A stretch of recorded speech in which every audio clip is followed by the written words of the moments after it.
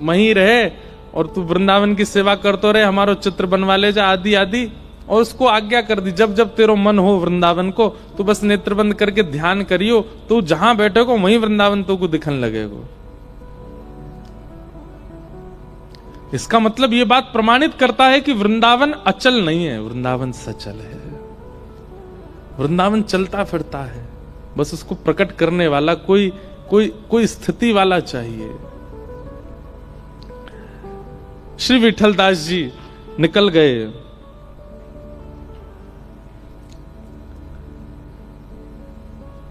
ज्यों ज्यों वृंदावन से पग आगे बढ़ावें त्यों त्यों मन में पीड़ा हो, लेकिन जब जब महाप्रभु जी का स्मरण करके नेत्रबंद करते हैं वृंदावन का दर्शन होने लगता है। वही कलकल करती यमुना जी, वही रौ करते हुए समस्त पक्षी, राधा वल्लभ लाल जी, श्री महाप्रभु जी, कीर्तन करते समस्त वैष्णव जन दिखने लगते हैं। आप जूनागढ़ आकर के विराजमान हो गए और प्रधानमंत्री पदवी को स्वीकार किया। लेकिन राजा की तरफ से प्रधानमंत्री पदवी पर जितनी धन संख्या मिलती थी, मासिक जो धन मिलता था उनको, उससे वो अपना कोई उपभोग नहीं करते थे। जितना धन उनको प्रधानमंत्री पदवी पर मिलने पर मिलता था, उस धन से वो क्या करते थे? अश्व खरीदते थे, घोड़े खरीदते थे।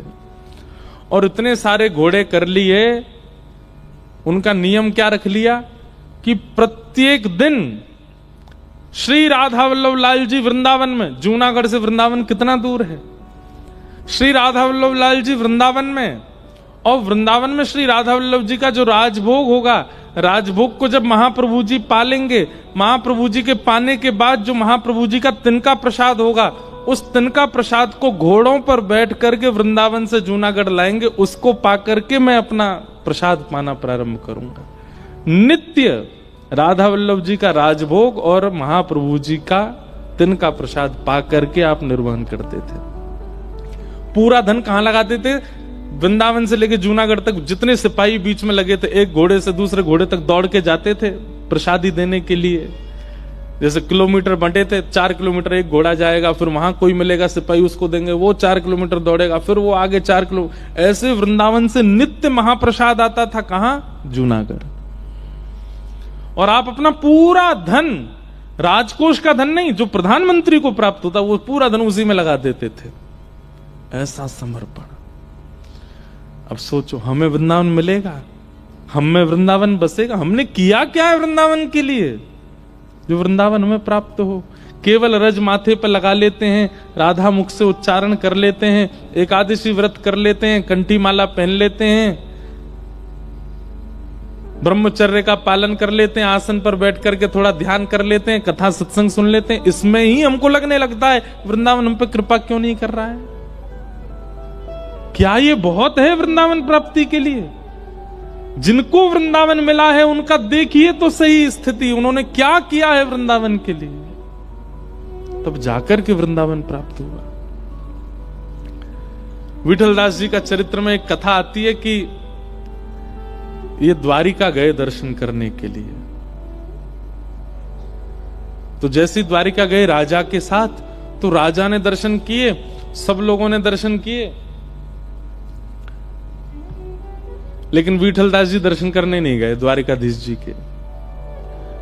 तो राजा ने कहा, ए विठलदास, सब लोग दर्शन करके आए, तुमने दर्शन क्यों नहीं किए? तो विठलदास जी कहते हैं, हम बिना किशोरी जी वाले ठाकुर जी को नहीं देखते। किशोरी जी बगल में बैठेंगे तब हम ठाकुर जी को दर्शन करेंगे। हमारे ब्रज में एक पद गाया जाता है, ये हम द्वारिकाधीश जी को चिढ़ा करके गाते हैं ये वाला पद।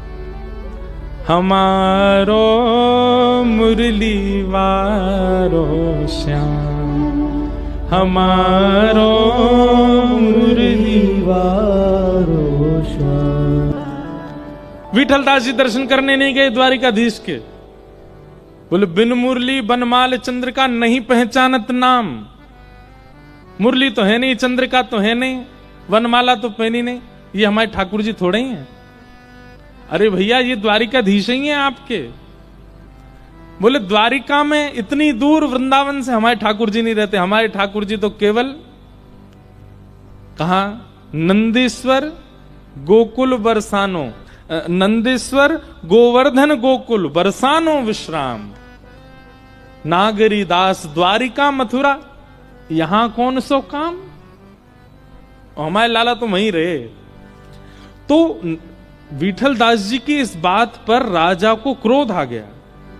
बोले तुम भगवान का अपमान कर रहे हो, ठाकुर जी के धाम में आकर के, द्वारिकाधीश के सामने आकर के तुम कहते हो कि वो भगवान नहीं है, ये आपके वृंदावन के लाला नहीं है। बोले बहुत बड़े भगत बनते हो,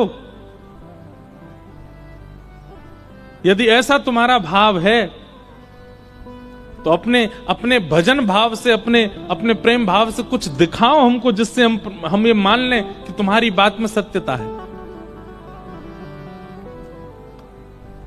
विठल दास जी ने तुरंत अपना जो बगलबंदी पहनी थी उसका एक तना खोल करके जैसे ही दिखाया, उनके वक्ष में ही एक मानो जैसे प्रतिबिंब जैसा प्रकट हो गया, एक जैसे माने कोई दृश्य जैसा प्रकट हो गया। यमुना जी बह रही हैं, सुंदर मयूर नृत्य कर रहे हैं, सुंदर सघन कुंज जो है वो विचरण ऐसे झूम रही है। वहीं श्री राधा वल्लभ जी, वहीं श्री बिहारी जी, वहीं श्री गोविंद देव जी, गोपीनाथ जी, सब लोग, सबके दर्शन हो रहे हैं। वैष्णव जन एक साथ जाकर के गोविंद देव जी का दर्शन कर रहे हैं, नाद स्वर प्रकट कर रहे हैं। रोम रोम में वृंदावन का दर्शन, वस्त्र उतार करके दिखाए तो संपूर्ण वृंदावन उनके तन में व्यवस्थित था। राजा समझ गए, बोले भैया तुम कोई सामान्य नहीं हो, तुम तो कोई ठाकुर जी की नित्य सखी हो, तुम तो नित्य सहचरी हो। हमें लगता है हमने तो जबरदस्ती तुमको यहां पर ये प्रधानमंत्री पदवी स्वीकार करने के बुला लिया, लेकिन तुम तो ठाकुर जी की कोई नित्य सखी। और उसके बाद श्री विठल दास जी को आज्ञा दे दी कि आप अब वृंदावन में ही विराजो, और आप श्री वृंदावन आकर के व्यवस्थित हो गए। तो कहने का अभिप्राय क्या है?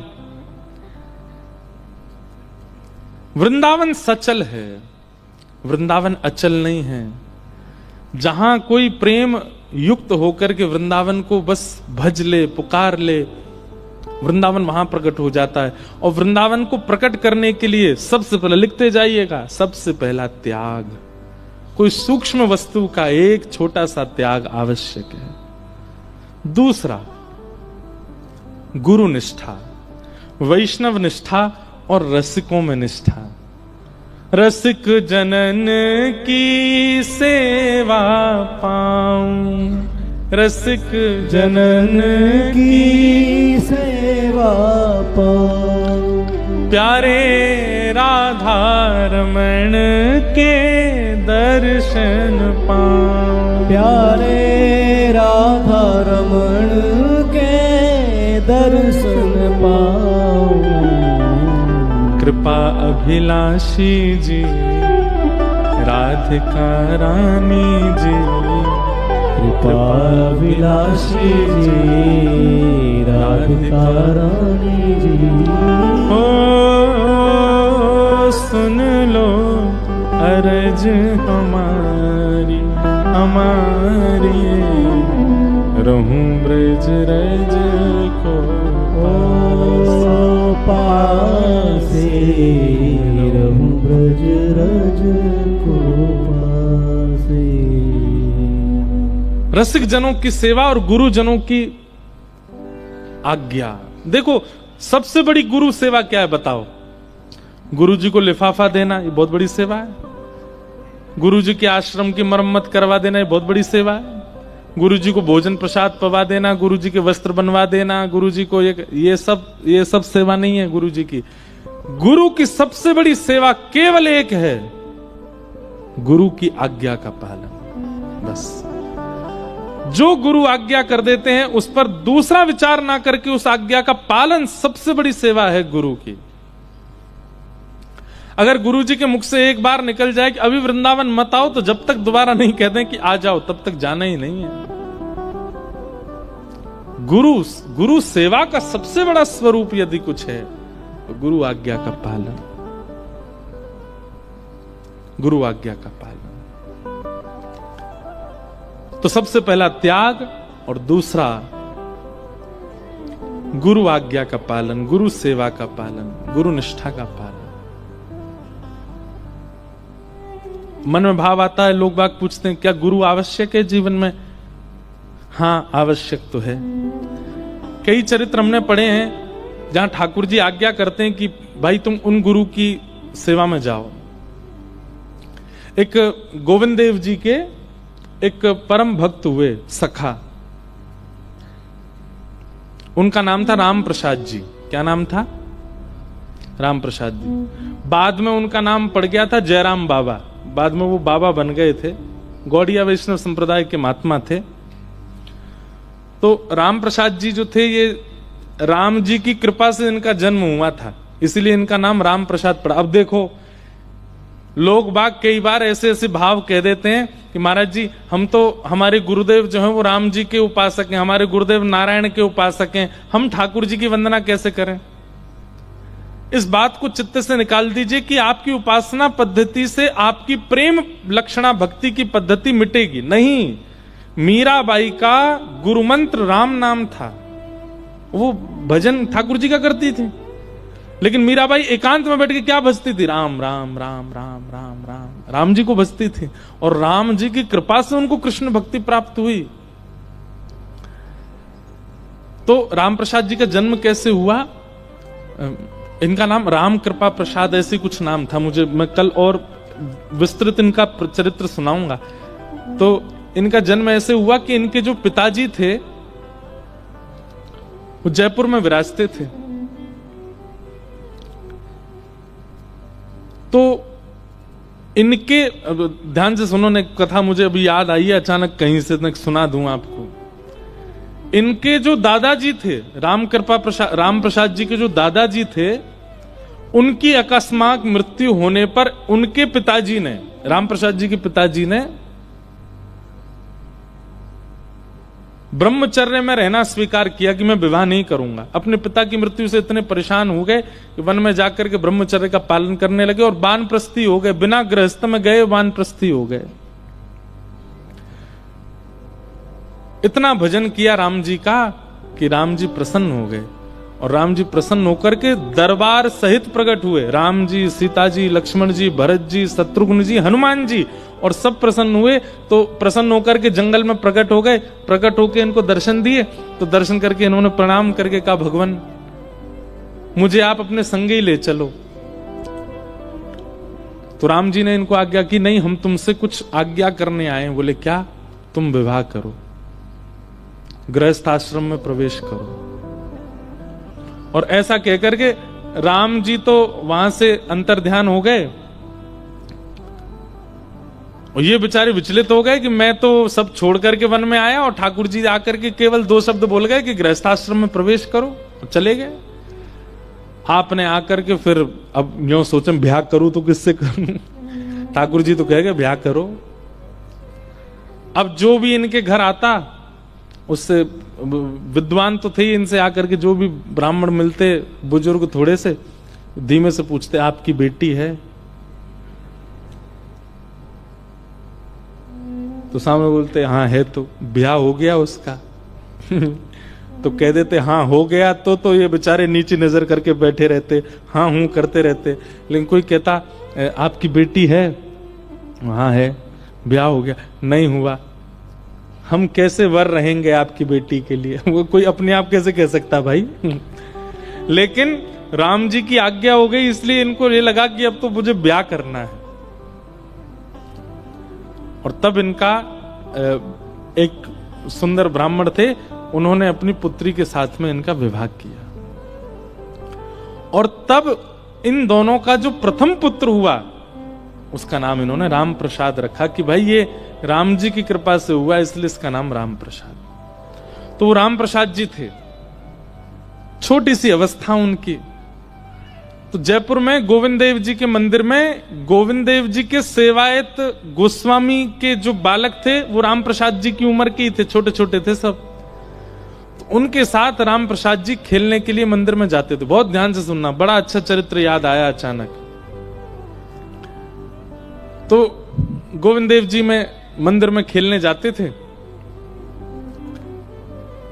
तो उनको ऐसा लगता था कि गोस्वामियों के 3 बालक हैं, 2 तो मेरे साथ खेलते हैं और एक सज धज के मंदिर में खड़ा रहता है गोविंद देव जी।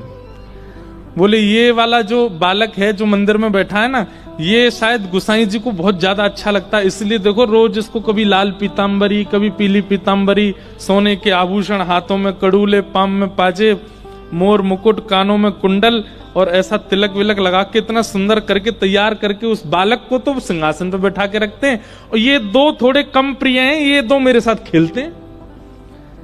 कैसा उनका सहज बाल स्वभाव।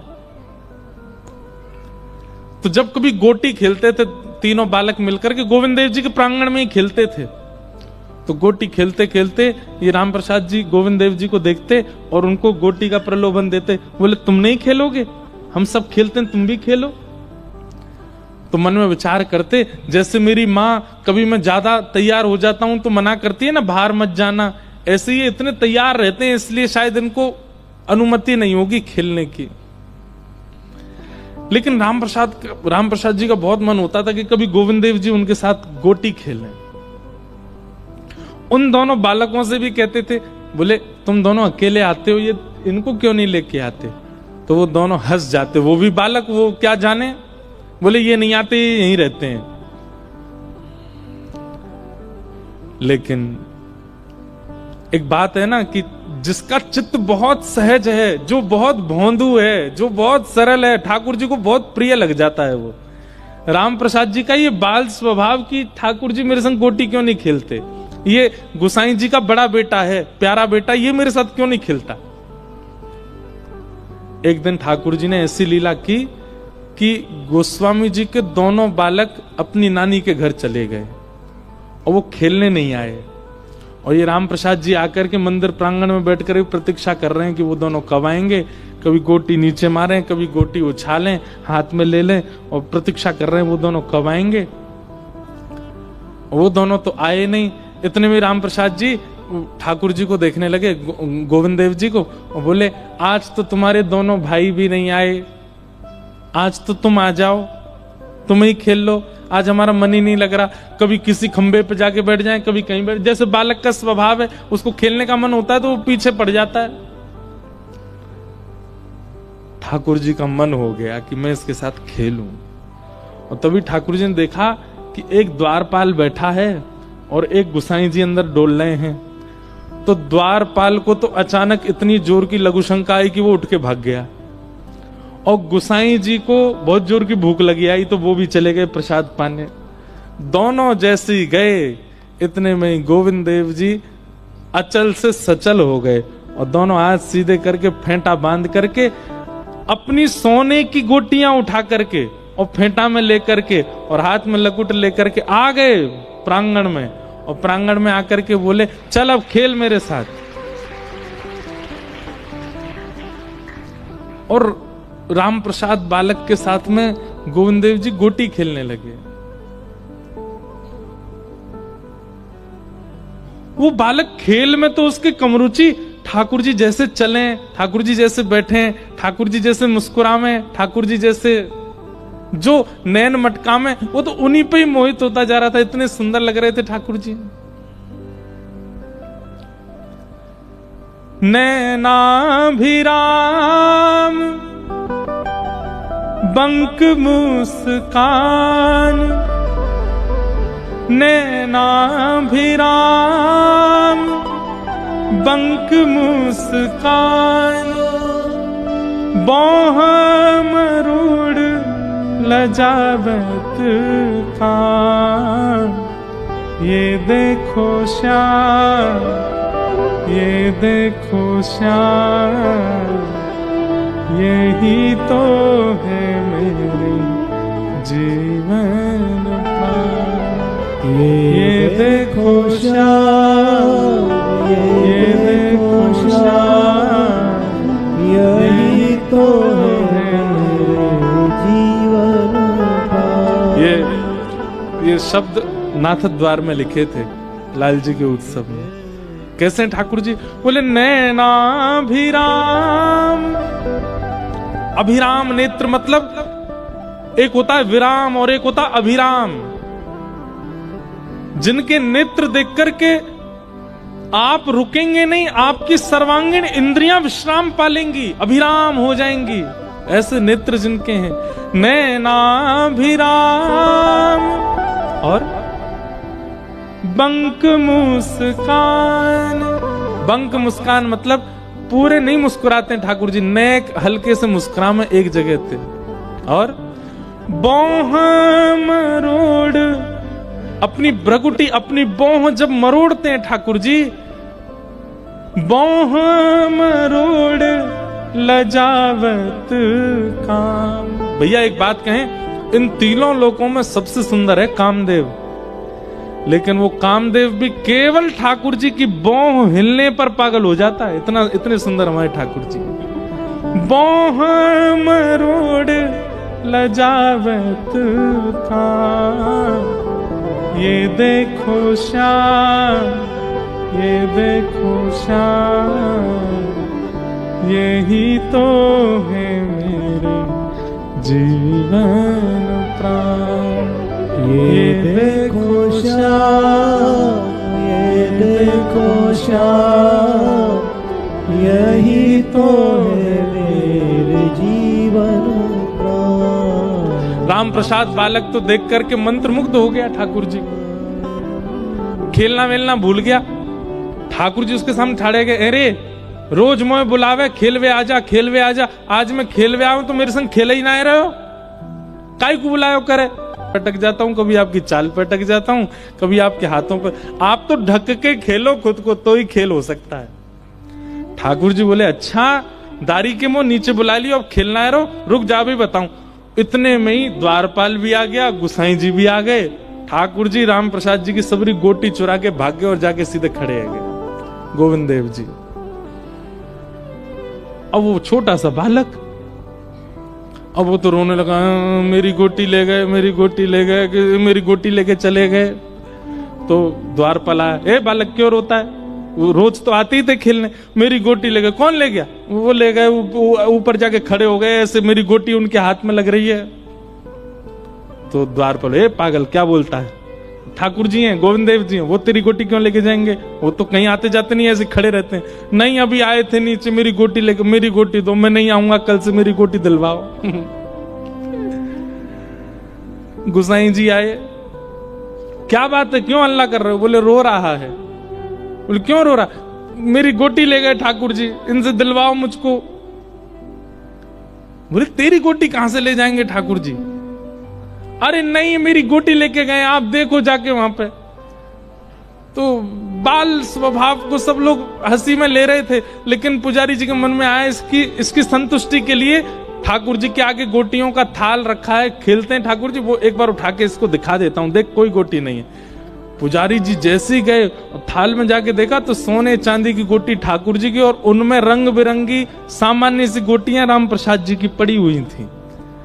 गोसाई जी तो देख करके बोले, ये तो मैं ही श्रृंगार करता हूँ, मैं ही सब व्यवस्थित करता हूँ, जो गोटियां ठाकुर जी की तो है नहीं। राधा हृदय कमल सो प्रकट हो, राधा हृदय कमल सो प्रकट, और श्याम हृदय कुभार, वृंदावन मेरो वृंदावन, मेरो वृंदावन, हे श्री वृंदावन प्यारो वृंदावन, वृंदावन प्यारो वृंदावन, सब सुख सागर रूप जागर रहे वृंदावन धाम,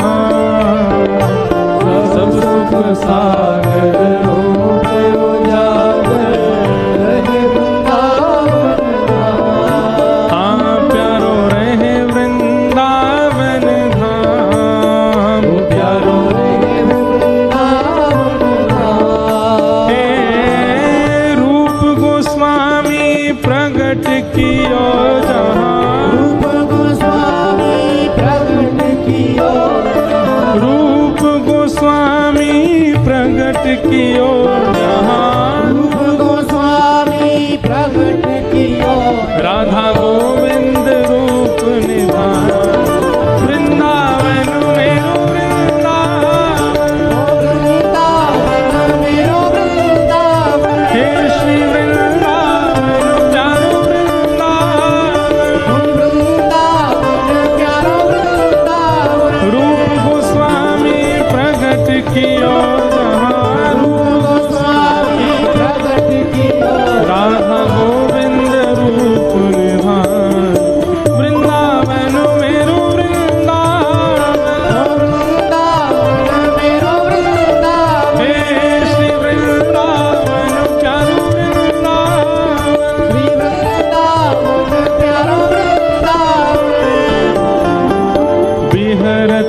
निस दिन कुंज गलन में ब्रज जन मन सुख धाम।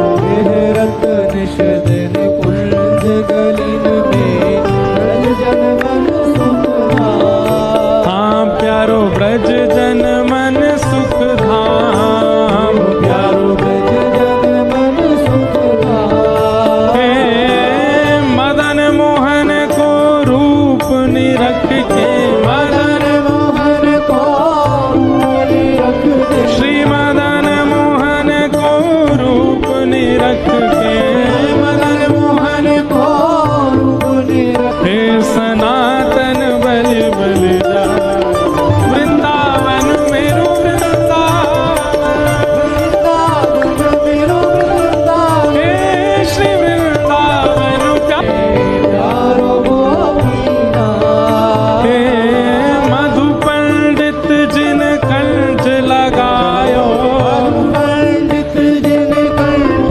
लगायो, श्री मधुसूदन जिन कंठ लगायो।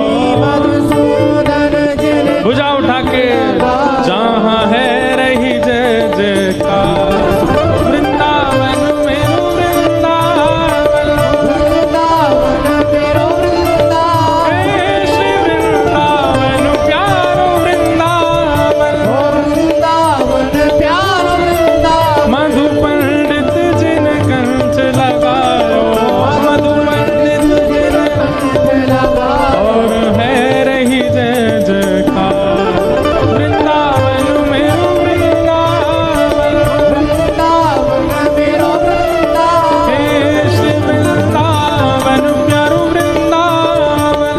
वृंदावन प्यारो वृंदावन। गोपाल भट्ट झुकी हृदय वेदना प्रगट्यो शालिग्राम, श्री गोपाल भट्ट के हृदय वेदना प्रगटो शालिग्राम। हे श्री गोपाल भट्ट झुकी हृदय वेदना प्रगट्यो शालिग्राम, श्री गोपाल भट्ट के हृदय वेदना प्रगटो शालिग्राम। रूप सुधा को खान हमारो, सुधा को खान हमारो, वृंदावन में सब ते न्यारो। वृंदावन में सब ते न्यारो। हे रूप सुधा को खान हमारो, रूप सुधा को खान हमारो। हो प्यारो राधा रमण झूला, वृंदावन मेरो वृंदावन, वृंदावन मेरो वृंदावन। हे श्री वृंदावन प्यारो वृंदावन, वृंदावन प्यारो वृंदावन। रूप सुधा को खान हमारो, सुधा को खान हमारो। हे वृंदावन में सब ते न्यारो। वृंदावन में सब ते ओ न्यारो। प्यारो राधा रमण झूला, वृंदावन मेरो वृंदावन, वृंदावन मेरो वृंदावन। हे श्री वृंदावन प्यारो वृंदावन, वृंदावन प्यारो वृंदावन। श्री राधा रमण लाल की जय। आतुर हित हरिवंश पुकारो, राधा राधा नाम, आतुर हित हरिवंश पुकारो, राधा राधा नाम। हे जय राधे राधे, राधे राधे, श्री राधे राधे, राधे राधे, वृषभानु दुलारी, राधे राधे, बरसाने वारी, राधे राधे, कीरत सुत प्यारी, राधे राधे, हरिवंश पियारी, राधे राधे, आतुर हित हरिवंश पुकारो, राधा राधा नाम, आतुर हित हरिवंश पुकारो, राधा राधा नाम। सघन कुंज यमुना तट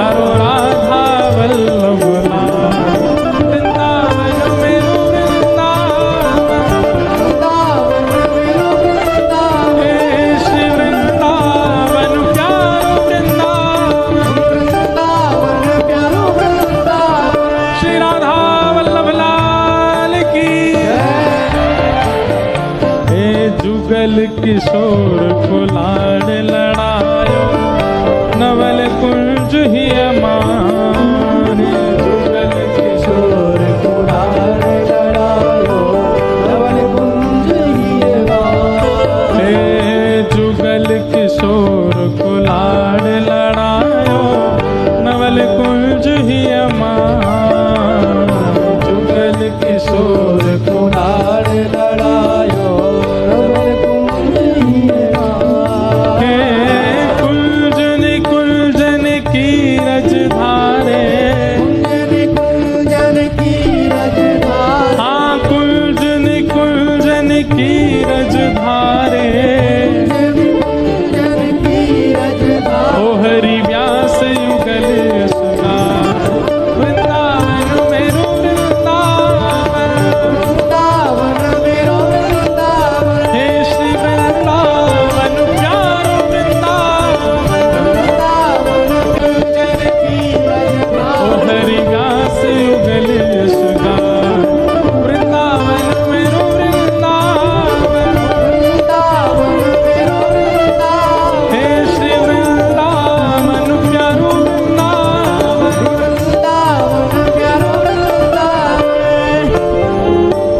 भुवन चतुर्दश की सुंदरता, निधिवन करत बिहार।